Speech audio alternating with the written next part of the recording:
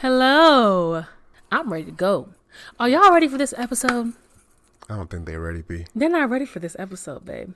Because what we're going to do is pick up from episode 1 when it comes to our story. We're going to talk more in detail about our courtship, the boundaries we put in place, our experience with that, and just some things we encountered along the way before we took this step in marriage. Yeah, facts. Wow, It's let's going get to be into it, man. juicy. Okay, it's going to be juicy. I wish you guys could see his face. But anyways, that's it, guys. Let's get into it. Let's go. Welcome to the Just U&ME Podcast with Kelvin and Bianca. Just U&ME Podcast was created specifically for young singles or couples who truly desire a love rooted in the faith-filled principles of Christ. Join us in candid conversation and transparent insight on navigating life as a millennial couple. Our prayer is that in joining alongside our unordinary yet extraordinary spirit-led journey, you are encouraged to know that it is possible to have a union that honors Christ and produces authentic fruit. This is the Just U&ME Podcast. So wow, baby, episode 3 I know. of the Just U&ME Podcast. Making this thing official. Official. We're so happy to have you guys again. If you tuned in, clearly you like what we're saying. So just make sure you subscribe, like, share, and listen till the end of this episode because I think this is going to be another good topic. It's going to be a very fruitful episode. It's going to be very fruitful. And I mean, it's just nice. Who doesn't love a good love story, you know? So we're going to get into our courtship story and some things we encountered along the way, boundaries, et cetera, et cetera. Where do we begin, babe? I think we need to at least define courtship. Courtship, okay. What is courtship? So this is a definition that I found that it really applied to at least a biblical definition of courtship. And it said that courtship is a relationship between a man and a woman in which they seek to determine if it's God's will for them to marry each other under the protection, guidance, and blessing of parents or mentors. The couple concentrates on developing a deep friendship that could lead to marriage as they discern their readiness for marriage and God's timing for their marriage. That's spot on. So, babe, how would you say that applied to our courtship experience? Because where we left off on episode 1 was we talked about how I said yes to your request to What request was that? wife me in that due time. We didn't know it was going to be without a ring. Without a ring. Y'all, you know? hey, anything's possible. If a woman could say yes to you without a ring, then it's a yes. on. I wasn't going anywhere. But the takeaway being that I said this yes to, okay, we're going to court towards marriage. We're going to practice these boundaries and take this biblical perspective when it comes to preparing to marriage. We're going to do this. And we started this November 27th of 2017. I think I said 2018 the last podcast, babe, but it was 2017. Yeah. 2017. So what, 2+ years now? Yeah.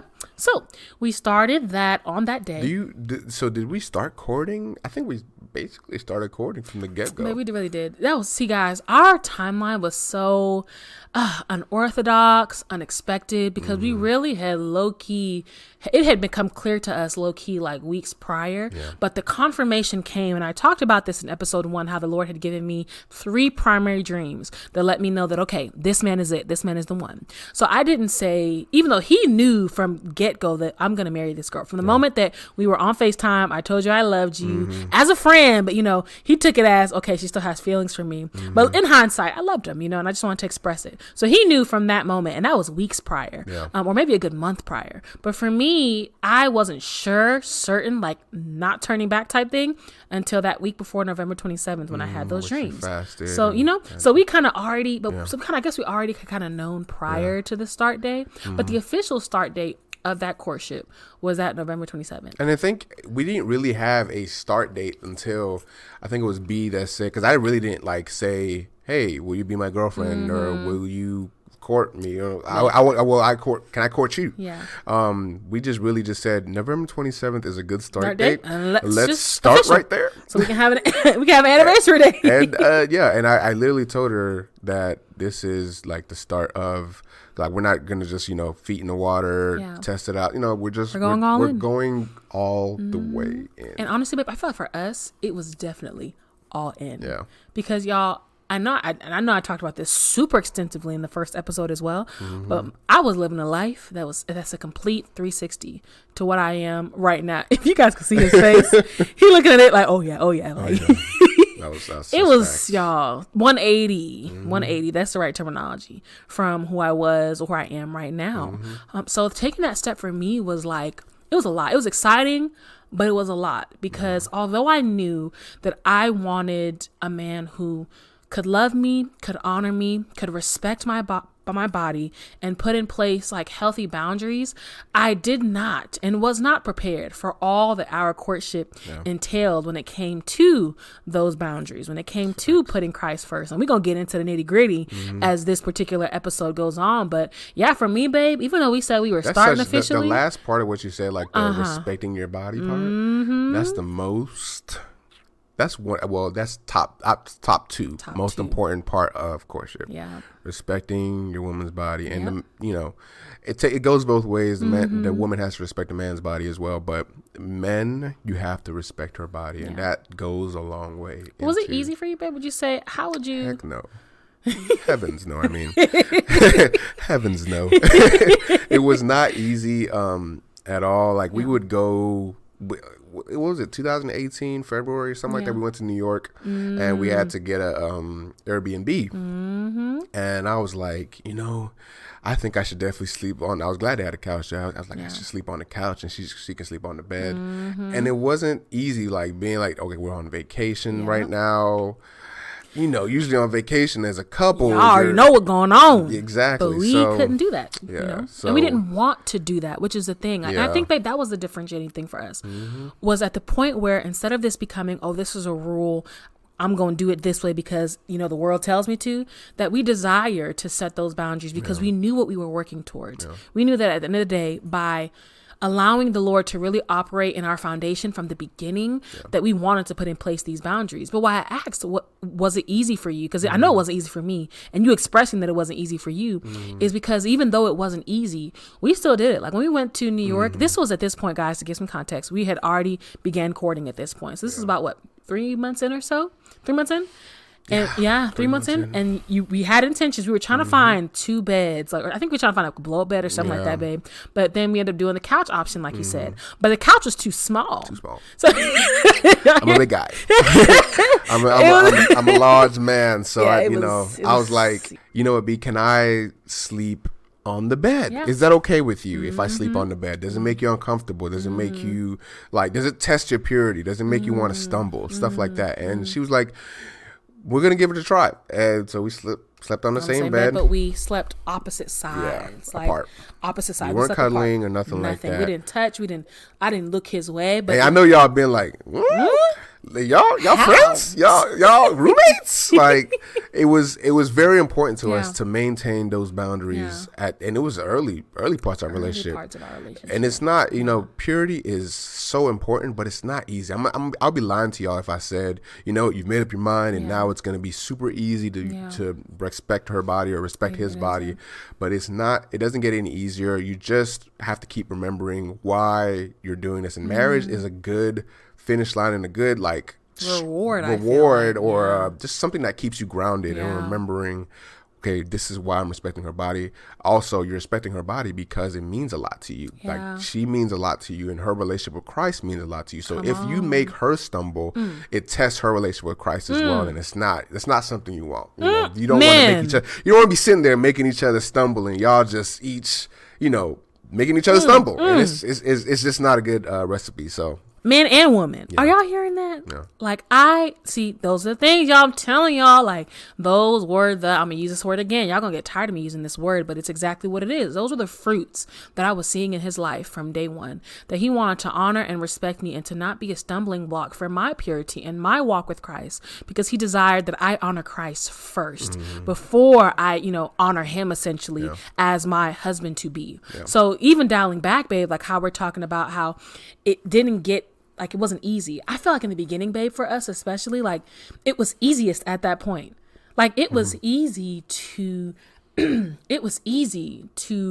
like stop, for instance, like not kissing. Like we didn't kiss. We pecked in the beginning, but then you came to me one day and you were like, I don't think we should be doing this either. Yeah. And we stopped. Like, I told her literally that us kissing started to make my mind go somewhere it shouldn't be going. And you have to be bold about that too. He was bold about that. And she was bold about saying yes, because I know that wasn't easy for her. It wasn't easy. Honestly, y'all, it was not, because in my mind, I'm like, this ain't doing nothing for me. Like, this little peck here, my mind ain't running. But as a man, it was a lot for him. So I had to respect and honor that, because again, I didn't want to be a stumbling block for him as well. Yeah. But although it wasn't easy for me, it still was the easiest step compared to as our courtship was continuing, babe, and the feelings were growing. What? I'm telling you, it was not. And the things I was learning and trying to implement in our relationship, it wasn't easy. I'll tell y'all now, we had some spouts of, points when I was trying to implement something and she would be like, I don't know if I want to do that. And it just doesn't get easier, guys. It doesn't get easier. You just got to keep remembering why. But see, at the root though, because babe, how I feel like right now, especially why I value things like courtship in this millennial age, is because of the fact that boundaries are already not respected in this day and age. Yes, that's facts. It's not from a woman's perspective, from a male's perspective, but I'm going to specifically touch on the woman's perspective, because one thing for me that I'm going to be transparent about, and hence why I prayed for this man, guys, and I prayed for this man respecting and loving me and my body, because I experienced a previous relationship where I'm in the relationship, y'all, memory lane, first date, y'all. I had just taken this new vow of celibacy again, and I'm like, look, like I want to wait until marriage from this point forward. That same sickness of being tired of going through the same cycles again. And this man, or not this particular man, like not my man, but the guy I was with at that time in my life, he was like, oh, gung ho, like he's super gung ho about it. You're who I've been praying for. This is great, etc., etc. Well, he was saying that. He was saying that, babe. But he was not able to, he couldn't put his money where his mouth was. So I'm in this relationship upholding these values because I genuinely desired it and was intentional about it. And he wasn't. And because of the fact that he wasn't as intentional as you were with not being a stumbling block to me, we stumbled. And I'm in a relationship and I'm literally, guys, having to fight for my body. And I don't say that lightly, guys, as in I do not have the autonomy. That's the word. The autonomy. Is it? It's autonomy. I don't have full autonomy over my body in this relationship. I just want to make sure I didn't pronounce it wrong, because you already know how. I don't know yet. I'm still trying to figure out the word, but that may be the one. I know it's the word. Like, I felt like I didn't have full control over what I desired over my body, and no woman should ever feel that way. And the same for a man. You should never feel like you do not have control over your own purity. But that is why things like boundaries are important, and they became important to me. So that when it came to our time, as much as the flesh was fighting, I knew that at the end of the day, I choose this man, and a man that honors and loves me and my body, over being in a situation like that ever again. And I think what you said about him, he made his intentions known by saying, this, you're the one I want, and all these things. But the problem that we have is that we make our intentions known, but then our actions aren't intentional.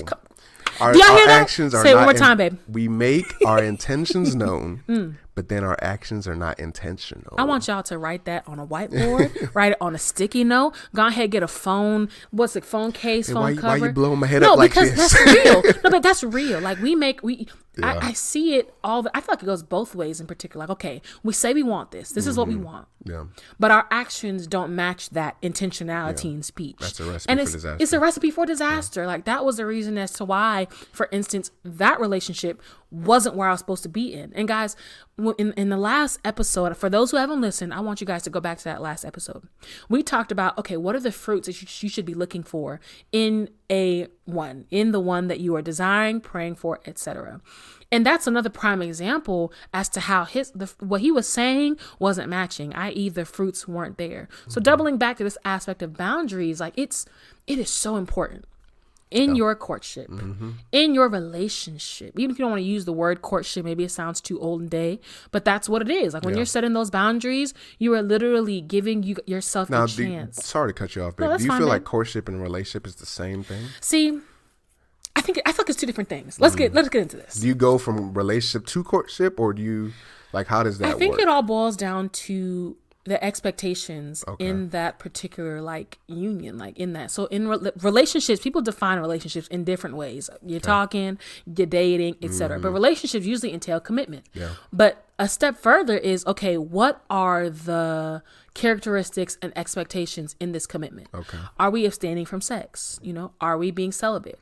Are we respecting one another in speech? Are we being intentional about how we handle arguments? Because babe, think about it. For us, for instance, and this is why the Lord called us to take this step in marriage in the way that he did. Because from the very beginning, we were intentional about how we handled one another, because we knew that we were going to marry this person. Like, this is who I'm going to marry. So there's no point. So we didn't have a relationship then. We didn't have a relationship period. We didn't have a relationship period. From the very beginning, we were courting. But the world defines that aspect differently, of course. And it boils down to exactly what I'm saying, that like, I don't think that they're two different things, because you have to define what are the expectations and the characteristics of this particular bond. So it has to be set on the table. Like, you can't just be like, you can't just expect, okay, we're in a relationship right now, and then tomorrow, okay, we're like, you don't say it out loud, you don't communicate it to each other, you're just expecting to transition into a courtship without setting those boundaries, expectation, you know, maybe fasting, praying, seeking out mentors, feeling out what your parents feel about the person, or all that is important. You can't just transition straight from a relationship, boom, we're courtship right now. And from day one, we kind of just went nosedive into courtship. But it was important because Bianca fasted, she prayed about it, I prayed about it, and that's why we went into a courtship, straight into a courtship. We didn't feel like it was we didn't want to just sit here, you know, saying, okay, we're in a relationship, we're just dating, we're just, you know, I'm taking her out to eat and all that stuff. And that just doesn't go anywhere. It doesn't. I feel like, as a, you know, in my age at the time, I was just like, I don't want a woman that I'm just gonna date, you know, take out to things, we travel a little bit. That's it's not intentional enough for me. And so I said, I needed. This is why I love this man. Come on now. Why are we whispering? But I needed, you know, this thing to be more than just a relationship. I needed us to be like next level minded, and we're not just gonna sit here in a relationship for what, 20 years? How they be doing? Like 10 years? They be dating for 10 years, and that wasn't for us. That's a prime example of a relationship. Like, we're just dating for 10 years. No direction. No direction, no boundary, no direction at all. And guys, it's not to shame relationships like that, because to be honest, babe, there are some people and some couples who need that testing period. Like, I need some time to really figure out this is the one for me. That's true. And that is cool. Like, if that's what you need to do, absolutely. But we just want to make sure. Don't be a boat with no rudder. Don't be a boat without a rudder, no direction. Because then you're just going and hoping the wind takes you where you know, it's just. Babe, can we use this as a moment to segue then? Because what you're saying is facts. Let's segue then into the importance of that direction aspect and who leads in that. You know, we talked about that a little bit in our last podcast too, but you're absolutely right. Even if you can't yet consider your relationship a quote unquote courtship, you're not at the place of boundaries. We encourage it, absolutely, but maybe you're just not there. There still needs to be a sense of leadership and direction in that relationship. Who sets that in stone? Like, who makes that clear? I think whose responsibility I think is on it? The previous episode, I said with courtship, it can go both ways. But this is why self-awareness is important, and analyzing everything we say is important. The self-awareness. I'm telling you, that's the biggest thing. That's the biggest finding of life, self-awareness. But I think that it's very important that the man leads the way in the courtship aspect. It's very important. I was saying that it could go both ways for courtship, and then for marriage, it's definitely the man that has to, all right, I want to marry this woman, and you know. But with courtship, I think it's also, well, not I think, I believe it's also the man that has to initiate that. Honestly, because when it came to our courtship particularly, for instance, so like I said, whether it's a courtship relationship, if it wasn't for the fact, y'all, he was the one that made it clear, okay, we are, even I was in agreement and I desired this of waiting till marriage, not having sex until marriage, because of my past, my fresh past, my flesh was not 100% there. And you guys know how scripture says that your flesh and your spirit, man, are always in conflict. Yeah. My spirit and my flesh were in complete conflict in that realm. I desired that spiritually, but my flesh wasn't there. But because of his leadership, he made it clear that before we even step into anything, this is what's going to happen. And I followed that. And it transformed my life. The same for speech, things like cursing. Guys, I used to curse like a sailor. Boy. I used to curse like a sailor, boy. Well, we all have our things that we have to grow out of. But sometimes it's slower for the next person. And me, I used to cuss a lot too, babe. Yeah.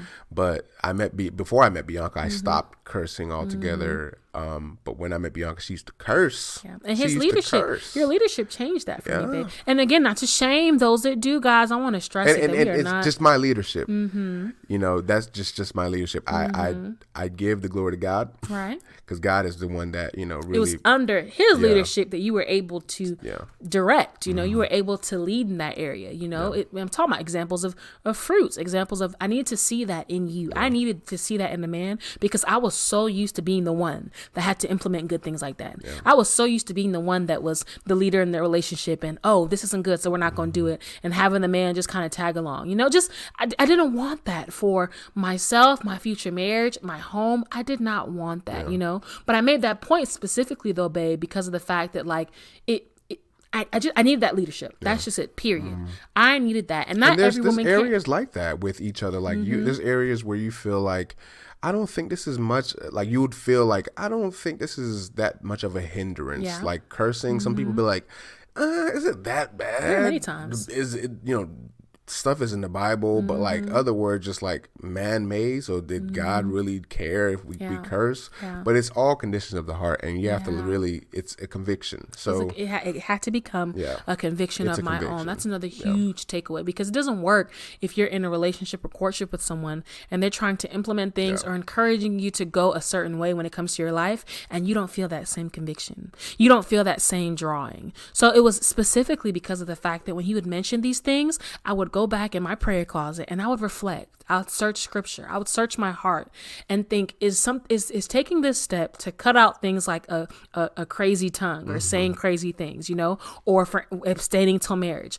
Is something like that going to edify my spirit? Because scripture also calls for us to do that we need to be involved in things that build our spirit up versus breaking it down. Yeah. And I saw that those things that he was trying to set in stone in the direction, the rudder for our boat where we were going, were things that indeed built me up. They edified my spirit. They helped me honor myself more, you know? And those are all critical things in the stages of courtship, like super critical. So babe, let's talk about then how did we deal with this in the face of friends, in the face of families, in the face of other like communities that weren't exactly doing the same thing? Do you feel like it was harder for us to be able to uphold these values against what the world thought or what our family and because babe, guys, I'm gonna stop here and actually answer this question because I have a great example. Now, I love my mom to death. I love her to death. But at this particular time, especially in the beginning, we would tell our parents, and goes the same for his mom too. We would tell our parents, like, I know y'all think this is just a little baby relationship, but we're going to get married. Yeah. We're getting married. Yeah. His mom would give the advice, oh, like, you guys should wait 10 years. You guys should wait 7 years. My parents were looking at it like, oh, the same thing, like finish medical school, et cetera, et cetera. But we knew that we were going to get married, and two, that we didn't want to, at least as the course of our relationship and our courtship continued, that we didn't want to wait 15 years to do that. Yeah. So when I would be talking to my mom, for example, about how we were waiting till marriage, we're not kissing, we're not fondling, we're not doing any of that, she would look at me a little crazy. Yeah. Not even a little crazy. She look at me a lot crazy, because she looking at me like, oh, like you, like this is great. Like I love that my daughter's able to do this, but I don't know how you did it, because I know that I couldn't do it. You know, you should I know I couldn't do it when I was dating your father type thing, you know, and that it's real because not everyone can, you know? And at that time, of course, you know, years and years back when she first had me type thing, she wasn't having a deep relationship with God, you know? So it was a little bit of, not discourse, because she definitely didn't disagree, but it was a little bit of friction. Like I had to go a little bit deeper to explain, oh, this is why I'm doing this, or this is why I feel it's right. It's like that sometimes. It's like you that have a to lot. explain to your loved one or even a close friend, like, this is actually what courtship is. Like some of them don't even know what the word. I don't think I even knew what the word courtship was until I started really getting a relationship with Christ. Honestly, growing up, you could have told me courtship. I'm like, are we in the 1800s or something? I know that's what some of y'all are thinking. Because I was just like, it's just, I don't know what that is. Yeah. And some people don't, and some people go to their 50s, 60s without ever knowing what it is. Yeah. But we knew that was on the horizon. We knew that not everyone will understand the step we were taking in courtship. Did you kind of friction on your front though, babe? From like. With my mom, she understood. Yeah. She understood. She already knew what courtship kind of was. Yeah. But she was also like, you know, take your time. She wanted us to wait till maybe like 30 years old and whatnot to get married. And I thought, you know, even with me, I didn't know we were gonna get married at 24. Yeah. I thought we were probably gonna wait till maybe 28. 20. We did 29. say that 29, 30. We used to say that all the time because we were like, we're gonna get married immediately, have kids. And so we were like, we're not gonna have kids till we're 28, 29. But with this, I told my brother and everyone, and they understood. I think it's kind of funny that the older people didn't really know what courtship was, but the millennials, people who were actually in church, disciples and stuff like that, they knew what courtship was. So on my front, the people I was around knew what courtship was. They knew the step we were taking. But yeah, that was not that much friction. It wasn't. This is another point too, because even though like on your front, babe, you didn't get as much friction, and I didn't as well too. And it came to like, you know, like my girls and my close friends, they understood and they got it. Outside people who knew what was going on, maybe not, because they're seeing it as, oh, I can't wait XYZ years to have sex with my man or my woman, you know. And that's I get it. I understand. But for us, because I knew this is what we were doing, of course, another thing that I want us to take away from this, or that I want us to make clear to those listening, is on your end, when you were expressing these to, for instance, your old church community and your old friends, you know, at your old church community, their idea of what courtship was a little different than ours as well. Yeah, that's because true. For instance, they were implementing boundaries like, you know, we gotta get into that. Let me go back. Let me rewind a little bit. There was friction. Alas, there was a little bit of friction. They had a completely different view of it. They had a completely different view of what it was. Like so one of the guys that discipled me, he was telling me that him and his wife at the time, they were married. Him and his wife, they used to like talk on the phone for, what was it, like an hour, babe, a week? Was it an hour a week? I'm not judging. Or an hour a day? I don't know what it was, but it was like an hour a week or something like that. And they when they saw each other, they would only see each other in like a restaurant or in a cafe or something like that. But they'll never just hang out at home. And they were married at this point, babe? They were married at this point. I'm talking about, this is when they're recording, though. Gotcha. When they're recording, they would never just hang out by themselves at home. Like if they wanted to watch a movie, they would invite people over to watch the movie with them. Or if they wanted to, do things, they would do it with a bunch of friends rather than just by themselves. And I was just like, okay, let me try that. I was like, okay, let me try that. And so I came to B, and I was like, B, what do you think about this? And I was so hesitant about doing it because I was like, this is not what we do. And this is just, it's not going to, and we already have a long distance because she was in Alabama and I was in Georgia. Yeah. And we already have a long distance relationship. So we cannot just not talk on the phone. Yeah, but FaceTime was our lifeline. Literally. So imagine only talking for an hour. It was just not going to work out. But B was like, you know what? I don't like this. Yeah, I don't like this at all. And I don't feel comfortable with this. And she was going to her girls and just saying, Kelvin trying to implement something new, y'all. Like Kelvin trying to implement something new, y'all. And I was just like, let's just try it. Yeah. So I think we did try it for a day or something like that. This isn't working for us. I'm telling y'all, it is not a one size fits all. One size fits all. One size fits all. That's it. See, guys, I need a little help there. Yeah. It's not a one size fits all because we tried those aspects. You know, just like how you guys may walk away with this when it comes to your future courtship or relationship, or your courtship or relationship right now, and be like, I want to try this. Like they saw some great fruits from some of the things they did. Don't be afraid to try it. And don't be afraid to, but don't also be afraid if you see, oh, this isn't like this isn't us. You know, you kind of have to find a good fine line between what works for you. And it has to, you really have to understand that fine line. Because you have to. Some people are just like, it doesn't work for me because, because I tried it and it didn't work, but you really didn't. You really didn't try it. But when you have really tried it and you see it doesn't work for you, don't be let down or don't feel bad about it or don't feel like, oh, this person may not be the one for me. Yeah. It's literally just not going to work for you. It's not going to work. And but see, at the root, I'm gonna make this point again. This is why it's important to again check your heart posture. Yeah, facts. Because if you're in a place where you want to try it a little bit, but you're not fully invested and you're not pressing into the Lord for the grace and the strength to do it, it's just not gonna work, But if you are in that place where you are truly pressing in the Lord to do it, you truly desire it, you try it and you see, oh, it's still not working, then don't force it. Like that 11 p.m. curfew, and see. Oh yeah, it wasn't 11. It was 11 p.m. curfew, babe. That's an example of one that was like, this isn't, maybe it could work for them because they can see each other all day, every day. They may need those boundaries to not put each other on the throne of their hearts versus Jesus. But for us, we were long distance. Like FaceTime was our lifeline. We couldn't just cut off conversation at 11 p.m. And even more so, it wasn't something that was a stumbling block for us. Like every relationship has their area. Maybe you and your couple, or you or your partner have an issue with smoking or with drinking or with sex. So, but there's another area where, for instance, one couple may have an issue with sex and your issue isn't sex, it's drugs. Yeah. You have to prune and be mindful of and pay attention to the areas that are a stumbling block for you. So, babe, going into having conversations into 12 a.m. type thing, or into the late night, it wasn't even like we were talking at 12 a.m.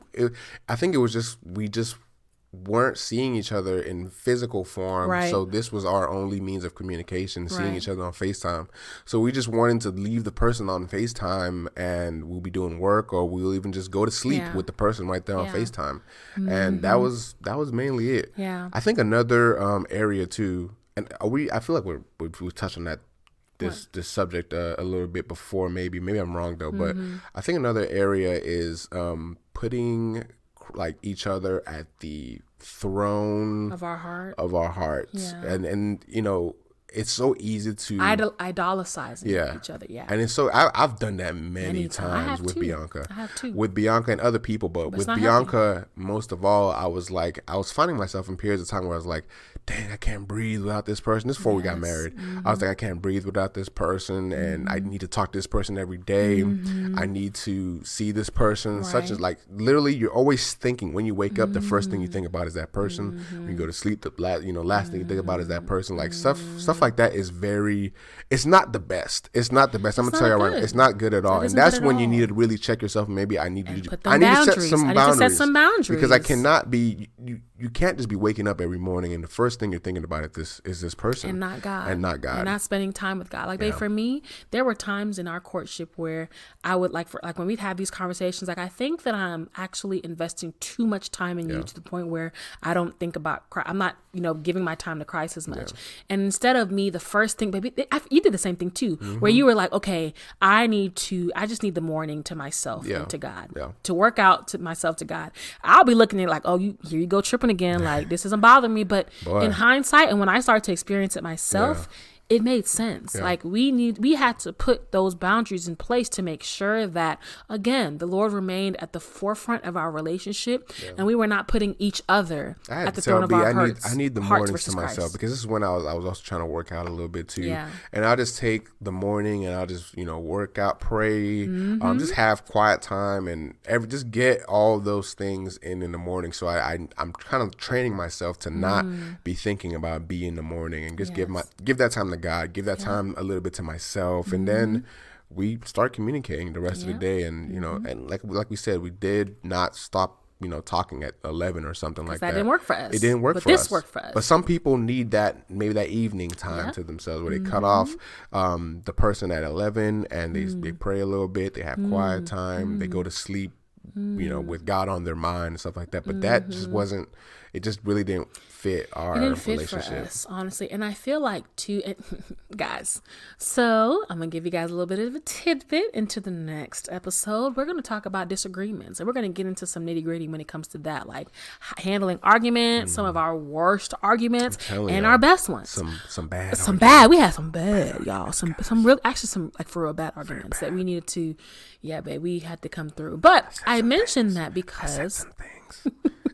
Y'all hear him? No, he said some things. I said some things. Did some things. But, we're gonna get into that. Nothing that was too like crazy, but definitely things that were evident in our courtship that we need to work on. Definitely. Pride. Definitely. Spirit of anger. Definitely. I didn't even know I had a spirit of anger. But he had a, very, very large Hulk-like spirit of anger because of his nature, But it was one of the things where you had to poke it, like I had to poke and prod him. Y'all know, ladies, that we have a sharp tongue. And y'all, I could say some things that cut you at the neck now. Let's save that for Same for less. It's some good stuff. It's some good stuff, y'all.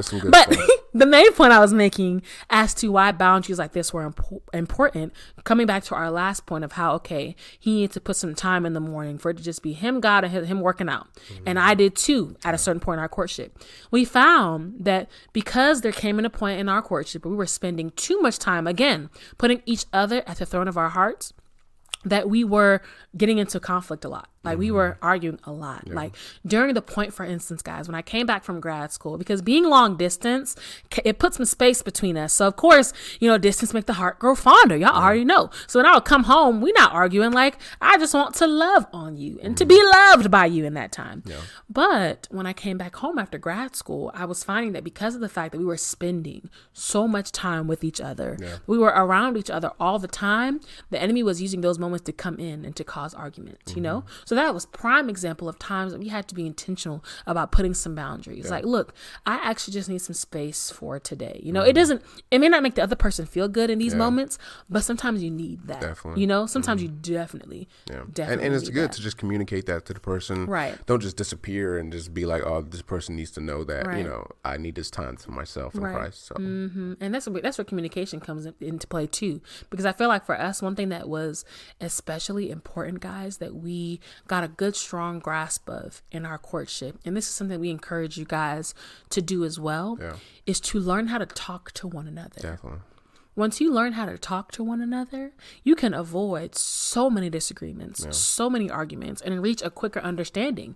But our courtship period was what we used to do that. We didn't wait until now that we're married to be able to figure out how to communicate and understand one another. It's like this was the perfect time for us to be able to do this in this period where we knew that we were practicing for marriage, and we knew that we needed to learn how to handle one another when it came to arguments and disagreements and communicating and learning to understand one another because of the very nature of our personalities. Like I told y'all episode 1 that the Lord made me a little bit of a bull too. He made me a little bit of a head too, So these are all things that I had to learn in that time period. That communication point is let's finish that real quick. Okay, all right. I know talk about this forever. I know with me, I was bad at communication. You were very bad. Bad at communicating. And that was the whole point of why we just weren't able to even date in college and all that, because I just did not know how to communicate properly. And even when I was even at times when I'll be talking to B and I just say some things and I'm just like, I look at myself, did I just say that? And even times where I needed to let her know something, I kind of would move and do it first, and then I'll let her know. Like I'll be like, okay, B, I did this and that. That's and how you go about it. I'm letting you know now. It's because men work in a black and white, like a compartmentalization. This, in this order. Women, we're not like that because we are more emotional thinkers, and our mind is a lot more haywire in the sense where we think more abstractly in that sense.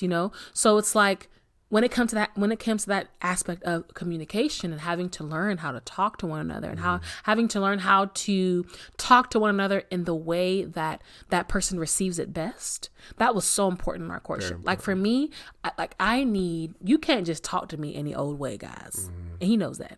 You can't just come out and just blurt, this is what it is. My feelings get hurt. Spit it right back at you. I'll spit her feelings gonna get hurt. Right back. And them hurt feelings gonna really hurt you. You know, but see, that's not good. Yeah. So he had to learn that me being me, I'm very big on seasoning your words with salt. My close friends know that. And it can take a long time, babe. But that's what courtship is for. Understanding the other person. It took a while, but you got it, baby. You got it eventually. Now y'all, it's so adorable. Now he knows, like for instance, if I'm not in a good mood, he knows how to, come to me with certain things in a certain way and vice versa. But we know each other so much now that even when you're not in a good mood, I kind of prod a little bit more, but I'm like doing it in a tender kind of way. Yeah. And then, she'll be like, okay, I know he's just doing this to just mess with me, but he doesn't really mean it. He doesn't really like, we have to understand each other that like, we don't want to hurt each other. Yeah. We're not, we don't have it out for each other. We love each other so much that sometimes we just fall short. Communication is, it just falls short sometimes. Absolutely. And that's what love is. And that's what a real courtship will make you find out before you get into marriage. And sometimes you don't find out all the way in courtship. And when you get married, you even find out some more. When you move in together, you find out some more. And I think that's a good transition into moving in. This is a very controversial topic of, is it okay to move in before marriage? Yeah. When you're courting the person, maybe when you're engaged with the person, should you move in with the person before marriage? What do you think, babe? I think that you have to be super careful about this because and babe, remember the time like earlier on in our relationship where like you were ready to get up out your mom's house. Boy.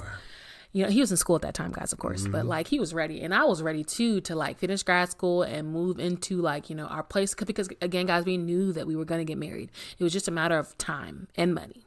So we were ready for that, but we felt convicted because we knew that being in that same environment together could potentially be a stumbling block. Yeah. Like we could slip up seeing each other, getting out the shower and all that jazz, that we could slip up, you know? And what is really interesting about our courtship, babe, too, that I appreciate, because remember that there were times during our courtship where, there were disagreements in your household, for instance, and you would come and crash in my parents' place where I was at after grad school for a little while. Yeah. And even then we kept those boundaries in place, like no seeing each other naked, none of that stuff. Now I think about, I don't know how, but we were able to literally somehow hop out the bathroom, clothes already on. Yeah. Like, I don't know how we were able to dodge it. I don't know how we did it, by the grace of God, by the grace of God. But it's an example, though, babe, of like how, one, not everybody can do that. And two, why you have to be kind of wary when it comes to that aspect of moving in. Like, if to answer your question finally, if you know that you and your partner, which is super rare, can move in and be living with each other consistently,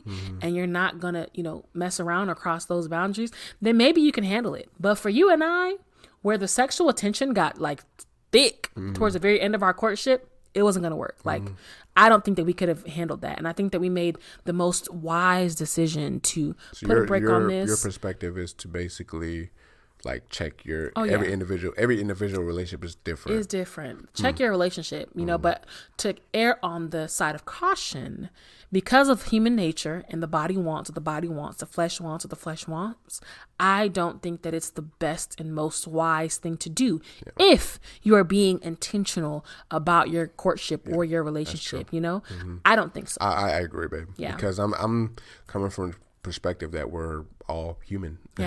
We're all human, and we fall short. We definitely fall short, and there's just no perfection in us as human beings. So you may be feeling strong one day, and then the next you find yourself doing things you ain't supposed to do. And, a little hungry. And that line is so, it literally, you can cross that line in an instant, and you're just regretting it. Yeah. So I think it's just safer to say, just don't move in yet. Yeah. Don't move in with that person yet. Yeah. Literally, if you're very intentional about, marrying this person or even developing your courtship to marriage, don't move in with that person. It's very risky. Be very, wise. Very risky. Be wise in that retrospect, because just like Kelvin is saying, my husband is saying that it's a slippery slope, you know.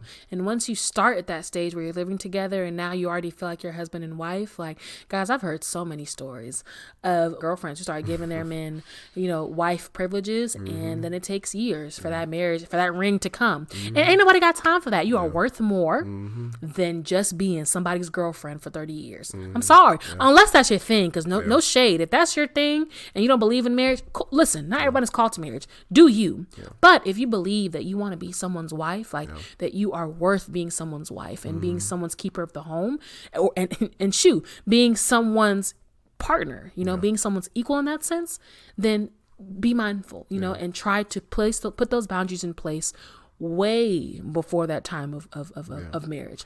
But really, to expound on your point where you're talking about wife privileges, I know a lot of women expect a man to put a ring on it, or what was taking them so long, and you got to understand, if you're giving him wife privileges, why would he put a ring on it? Please tell me why. Why would he if you guys are sleeping together, you can already drive it. Literally, if you guys are sleeping together, you're cooking for him every day. You're folding his clothes, doing this, that, and the third. You guys already have a joint bank account.